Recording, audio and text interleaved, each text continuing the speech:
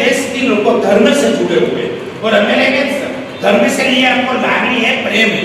तो वैसे ही कोई भी ऐसे लोग होते हैं कि जो व्यासपीठ से अगर बोला जाए कि ये काम करना है तो लोगों में असर होती है। गिरगिट का एक ही ध्येय है कि सभी लोगों को समझाना है कि ये भी बड़ा धर्म है पानी रोकना। समग्र जीव लिए, समग्र जीव सृष्टि के अगर जरूरियात की कोई चीज है तो वो पानी है। उसके रोकने के लिए अगर हम तो लोग बोलते हैं, लेकिन बड़े बड़े कोई भी धर्म के जो बड़ा है, संत है, ऐसे ऋषि वो है, अगर वो व्यासपीठ से अगर बोला जाए तो कुमार विश्वास जी को हमने बुलाया है जल कथा के लिए। वो देश की नहीं, पूरे वर्ल्ड की सबसे बड़ी वैश्विक कथा हो रही है।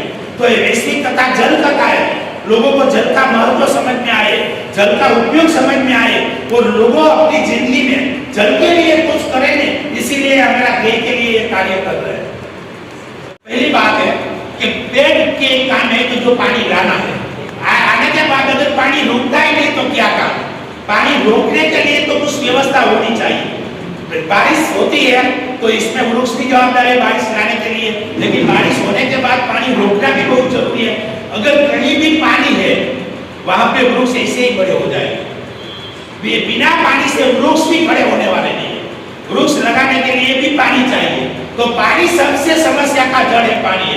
अगर पानी है तो गायों को चारा मिलेगा, पानी है तो पंखी को जड़ मिलेगा, पानी है तो पेड़ भी बड़े होंगे, पानी है तो कृषि भी बड़ी होगी, सस्ता अनाज मिलेगा, सस्ती शाकभाजी मिलेगी, शुद्ध हवा होगी, शुद्ध पानी। पानी है तो समग्र समस्या का रोजगारी सबको मिलेगी। तो पानी है हमारे देश की सबसे बड़ी समस्या है। तो ज्यादातर अगर पानी बचे तो राष्ट्र का विकास में और बढ़ोतरी होगी।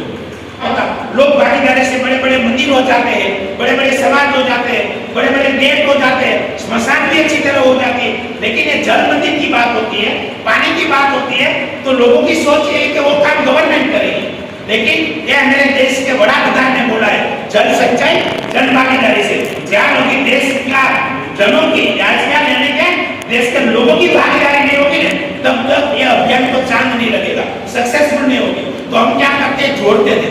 पहले तो हमको भी दिक्कत हो रही थी, हमने शुरुआत की थी 3 साल पहले, एक पौड़ा भी मेरे पास नहीं था, लेकिन दिन प्रतिदिन हम लोगों को जोड़ते गए, लोगों को समझाते गए कि मेरे लड़के की जन्मदिन में डैम कैसे बनाया जाए, मेरे लड़की की शादी में उसको हमको क्या बोलते हैं कि करियावर पे डैम कैसे दिया जाए, हमें मेरे वडीलों का जब अवसान होता है तो उसका नाम डैम कैसे बनाया जाए। तो लोगों को समझाते हमने 3 साल में 8,150 यानी कि 8,115 डैम छोटे मोटे जल संचय का काम हमने पूर्ण किया है। हमारा संकल्प है 1,11,111। हम इसमें आगे बढ़ रहे। पहले हमारे पास एक पौड़ा भी नहीं था, इस साल हमारे पास 18 हिटाची टॉपलेन आ गए, दो जेसीबी यानी कि बेकोलेडर आ गए, 3-4 ट्रैक्टर। कहीं न कहीं लोग झूठते हैं। हम गांव में जाते बोलते हैं कि संस्था आपको मशीन देंगे, आप डीजल की व्यवस्था करें। वो पीपीपी मॉडल से हम लोगों को जोड़कर ज्यादा से ज्यादा पानी रोकने का प्रयत्न करते हैं। लेकिन मेरा को पूरा विश्वास है कि एक दिन ऐसा आएगा कि हम पानी से भी स्वनिर्भर और सुखी और संपन्न हो जाए। Sir,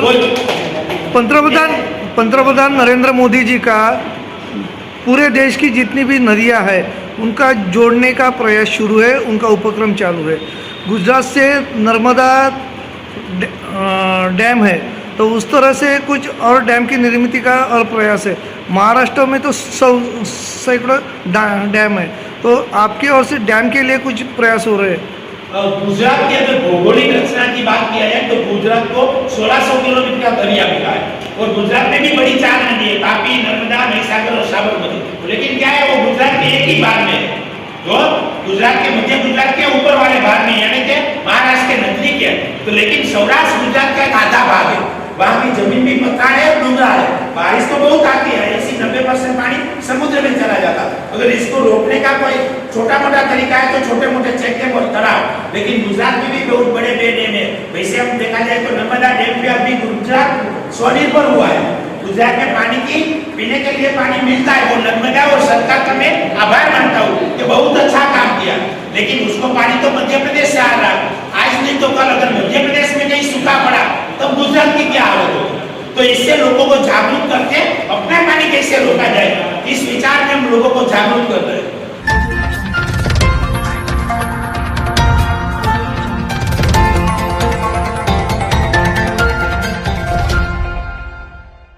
jungle.